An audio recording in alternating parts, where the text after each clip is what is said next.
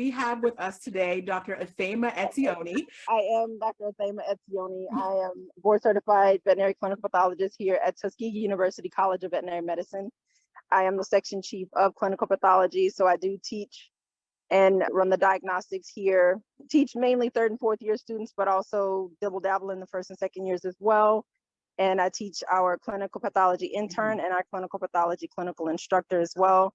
And the diagnostics that are under the umbrella of clinical pathology include things like complete blood counts. We look at our chemistries to determine if there's any elevations or any drops in our values that tell us about our kidneys or our liver, for instance.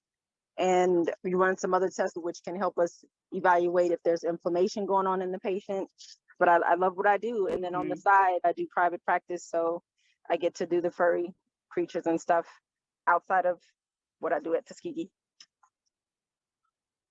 Thank you so much for speak with us today. When we at Urban Media thought about World Veterinary Day, immediately I thought of the Tuskegee University program. You guys are well known, and actually I didn't realize that you're the most diverse veterinary school in the country, and that it says 70% of African American veterinarians have been trained at Tuskegee. So I mean, you have quite a reputation.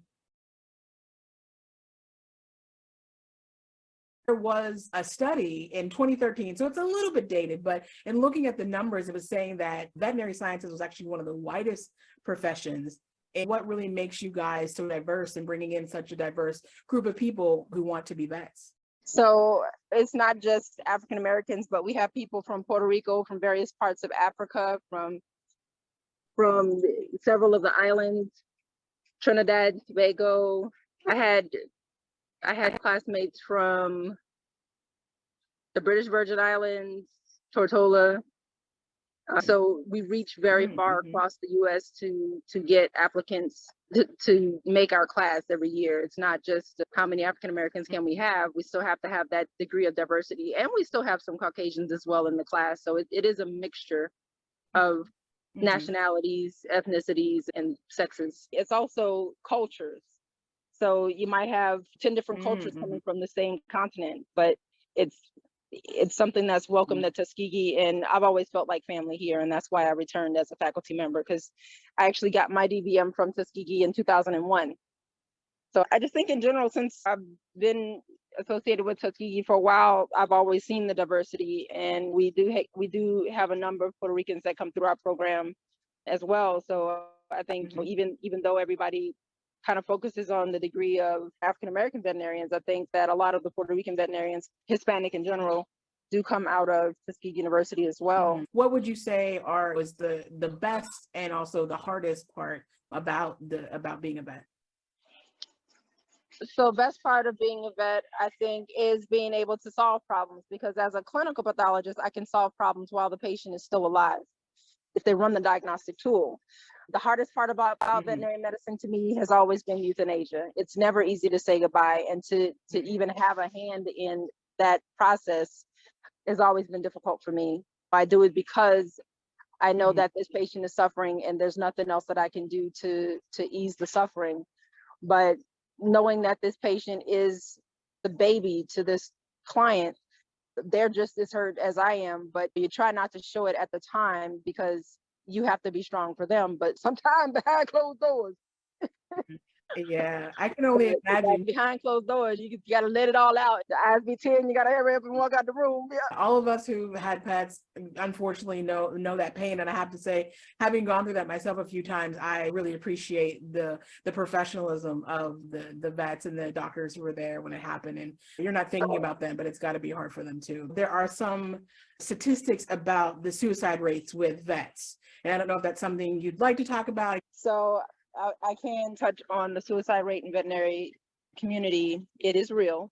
We have the highest rate of suicide amongst most professional careers. And one of the things we get is compassion fatigue.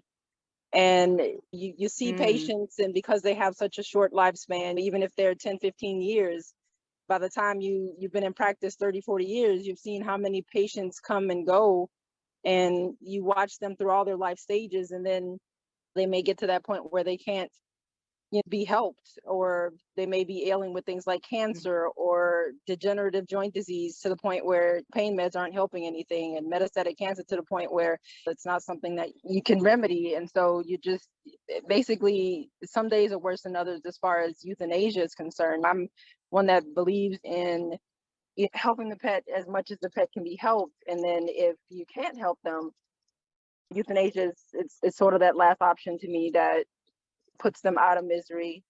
But the suicide rate is real. It's not like we can fudge over that one. I've lost friends to suicide in the veterinary world mainly, but in other aspects as well. Are there any programs or initiatives that might be happening to support vets going through such a hard time? There are some programs out there by some veterinarians and some non-veterinarians as well that partner with the veterinarians to try to see how they can help us cope with situations. And it's not only that, but what also leads to the feeling of helplessness and not feeling like we're appreciated as much as the medical MD. If anything, it took us more heartache and pain and shedding tears and all that kind of stuff to become veterinarians than MDs, because MDs have to deal with one body part most of the time. Some of them do general practitioner, but if you go to them and, oh, I've got this finger issue, or I've got this rash, or I've got this joint problem, they're going to send you to a specialist. They're going to send you to a specialist that deals with that one part. But if you come to veterinary medicine, most of the time our general practitioners handle all of that. And only if our techniques don't work do we send you to a specialist. We deal with more than one species and all the body parts. And so, but we don't get the similar pay. So with MD medicine, you might go into private practice or general medicine and make $300,000 easily. But even as a specialist, even in research, I might not even reach that pinnacle. You know what I mean? And as a general practitioner, you know, some of our grads come out making $100,000, but you're talking 1/3 of what the human medicine people make, but we're doing more because we're studying and we're having to look at basically all species. Now, some of us don't do a lot with like zoo animals and stuff like that, but some of us do see things like cats and dogs, but also things like rats, tenrecs, snakes, lizards, and iguanas and things of that sort, and the little pocket pets like the hamsters and guinea pigs and the rabbits. But and so the pay is not comparable to what we do. Do you see things getting better? I mean, it looks like the rates of pet ownership are, oh, no. I was hoping maybe because everybody got a dog during the pandemic. You are absolutely correct. The rate of dog ownership and even cat ownership has increased across the pandemic. So, and because some of the pet owners are staying home, they're more inclined to see more of what's going on with their pets and more likely to say, hey, something's wrong with Fifi, let me take them into the vet. But as far as when they take Fifi into the vet, a lot of times they don't think about what it takes to diagnose a problem and to take care of the problem. So sometimes they look at it and say, well, you're a vet, you love what you do, why can't you just pay for it? And it's like, if I did that with all the pets that came into my practice, I would be broke. And that's another thing. Owners that come in expecting you to pay for everything, but we can't pay for everything when it's not our pet. And if you see 30 pets in a day and half of them want you to pay for what their pet needs to get a diagnosis, you're gonna run yourself out of business. The first thing I tell friends who did not grow up with animals who want them is to say, you need to save money or get insurance, because the worst thing that can happen is something happens to your pet that you don't have the money for. The guilt you will feel, it's just, so it's just really important, I think, for pet owners to really think about not just you have the money for their daily needs, which are enough in itself if you're getting the best food and things like that, but really you need the same amount of money we're spending on our own healthcare. We need to be thinking about that with our animals too. Absolutely. And I've had a mixture of clients, and some clients, they come in dressed down with jeans and a t-shirt and they will spend thousands and thousands of dollars on their pets. And then others that are dressed in Dolce and Gabbana and this, that, and the other, but don't want to spend $50. And that's just the office visit. You know what I mean? So it's, Mhm. you can never judge a book by its cover. And I always tell my students, don't judge a book by its cover. So just because the client may not look expensively owned or expensively dressed or ironclad or whatever you want to call it, doesn't mean that they can't afford to do what needs to be done for their pet. So I always tell them to offer what you feel can help you take care of this animal and determine what's going on with them. But then let them make the decision to say, hey, I will or will not be able to do this. And so if you start at the bottom and only offer like the fecal when you wanted to do radiographs and blood work, then they may say okay to the fecal, but you're missing the whole of how you can evaluate this patient if this patient has systemic signs. So let them know why you want to run these diagnostics, and then a lot of times they'll be open to go ahead and let you run the diagnostics, but you have to explain why you want to run the diagnostics so that they can realize the importance of it. What is it that pet owners can do to support you as vets? How do they support you in making sure that their pets are the most healthy? So pet owners can support vets by realizing we only want the best for their pet, and that we're not just offering superfluous things to make money. If your pet comes in sick, this is what I offer to help us get your pet back well. And some people come in already dictating what you will or will not do with their pet. And it's like, I didn't go to vet school for you to tell me what to do with the pet. If you don't want my advice, then you're more than welcome to go to Dr. Whoever down the hall. But if you come to me, I'm going to give you my honest opinion on how I can help your dog, your cat, or whatever your patient may be, so that we can better get Fifi better and feeling better. And so either they do or don't. And sometimes if the patient comes in with lots and lots of problems and there's so much that needs to be done, I might start off by saying, hey, I know Fifi has a lot of problems and that we may not be able to get them all taken care of today. However, I would like to start with X, Y, and Z. And this will help us determine how to at least help us move towards getting Fifi to feel better. And then as you can, we'll have you come back in and do other things. So that's what we do. A lot of times, if you explain yourself well, if you explain why you want to run diagnostics and what you'll actually find or what you hope to find or not to find, then a lot of times clients will say, yes, let's go for it. But it's sometimes when people don't explain why they want to do certain things that it winds up getting a no. So, but I tend to like to over explain and I ask them if they have questions so that I can make sure that they understand exactly where I am. And then if they have questions, then I can answer questions along that way before we go running up the bill. And it's not like you keep adding things. No, you tell them up front, these are the things that we want to do. However, if we're not able to do everything, you let us know where we can start. And that way you put the ball in their hand, you put the baton in their hand and let them have some of the, let them have the reins, so to speak, so that they're making the decisions and to determine what's going on with their pet. What's your number one piece of advice for dog owners? For dog owners, I would say you can't feed your dog everything you eat. I've had clients that come in and their pets have had pancreatitis, and some pets have had pancreatitis multiple times, and it's because they think that they can feed them the same thing. You can't feed them rotisserie, you can't feed them filet mignon, you have to feed them dog food. And I know we want to treat them and everything, but there are dog treats. So just realize human food is not necessarily the best thing for them. Now, sometimes occasionally people might throw some apples in there, some apple slices or some string beans, need some extra fiber. But but other than that, I would say don't feed them anything with spices, pepperoni, pizza, that kind of thing, because those things are they're not gonna be digested the same way as they are in a human. And even some humans have problems digesting some of that stuff. But if you have a veterinary patient, don't feed them those things.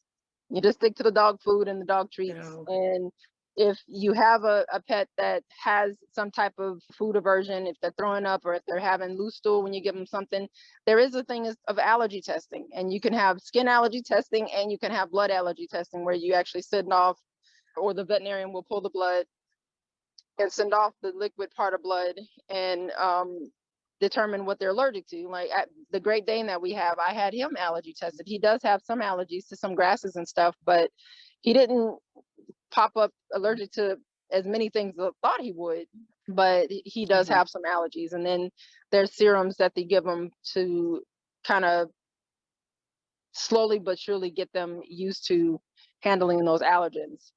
So main thing, don't feed them everything you eat. Be conscious of the fact that it might not meld well in their bellies, and you can give them doggy treats.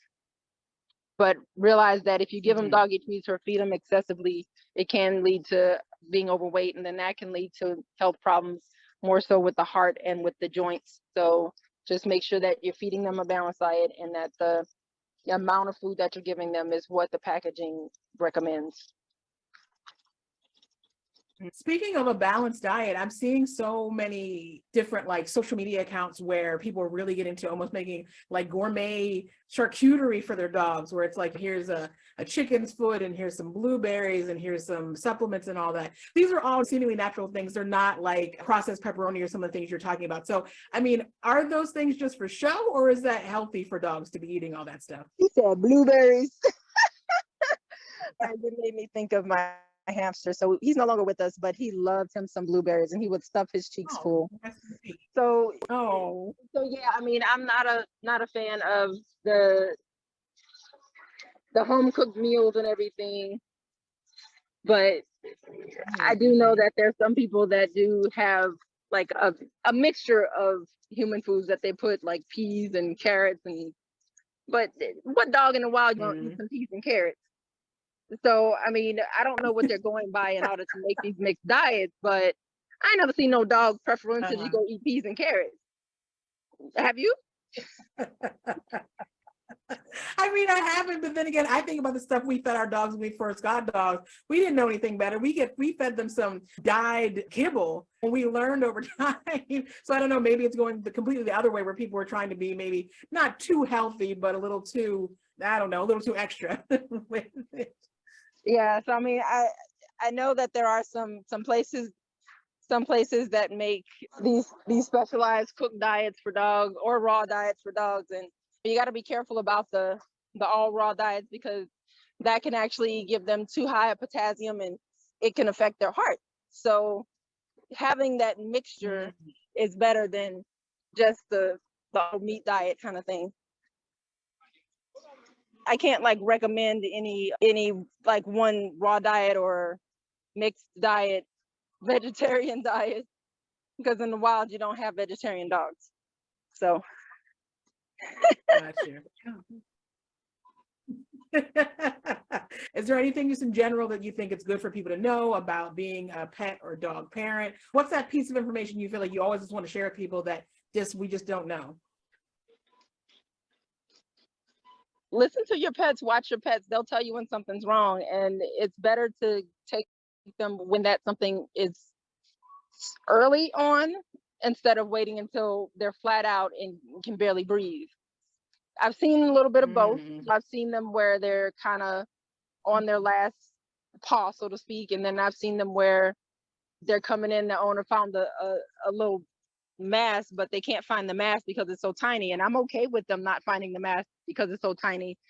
It's better to resect it when it's that small and send it in to see what it is, versus when it's basically taking up half the body wall. You can't get margins when it's taking up half the body wall. So it's okay to bring something in as soon as you figure there's an issue or something wrong. And I remember I had one client that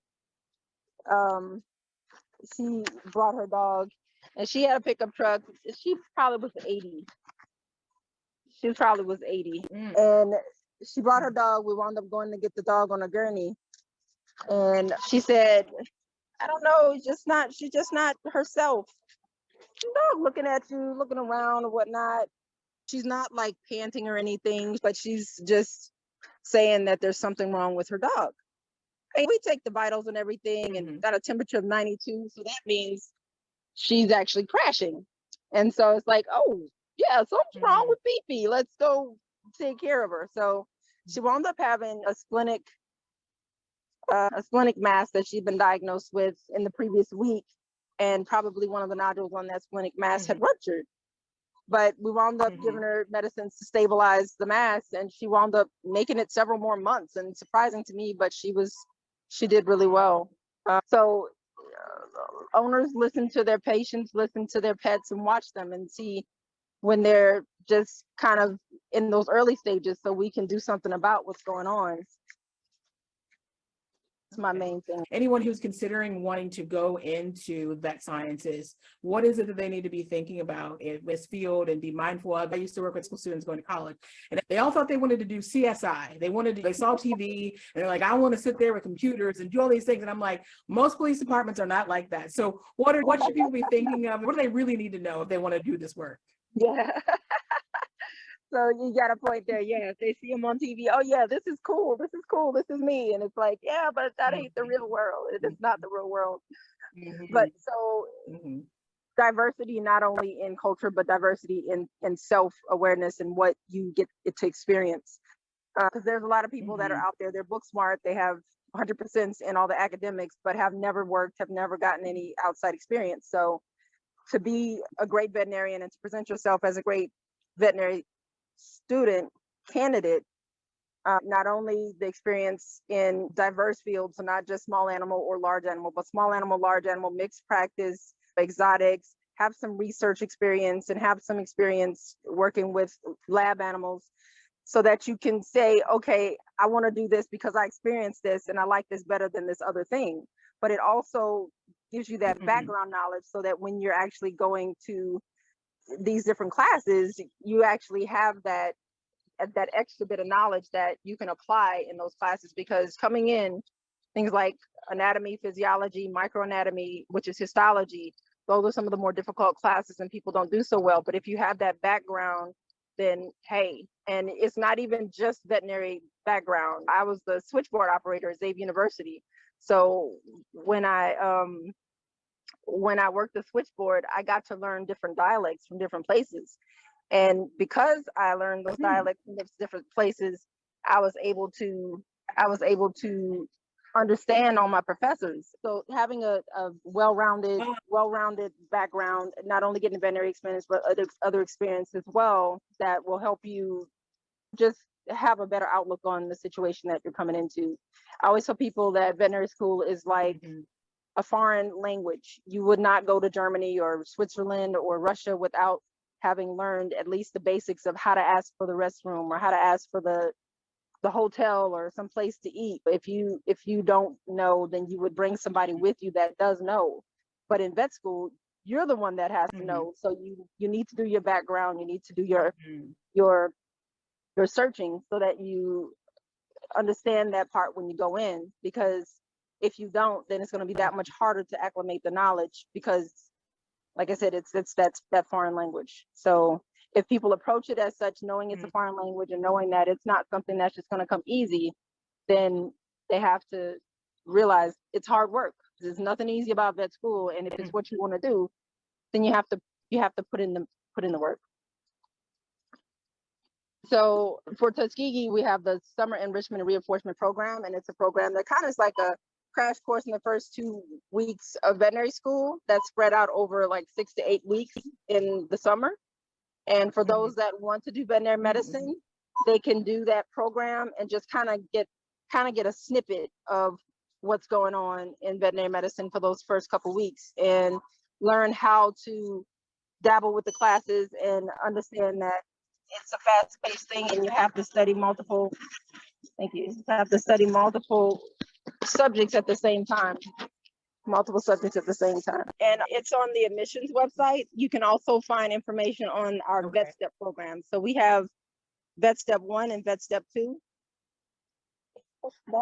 It's 9th and 10th grade students for Vet Step 1, and then 11 and 12 for Vet Step 2.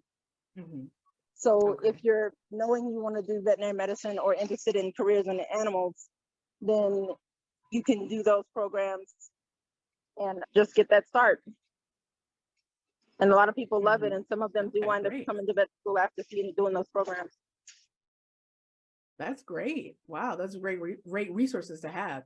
What is your favorite dog breed? I don't know that I have a favorite dog breed. I love them all.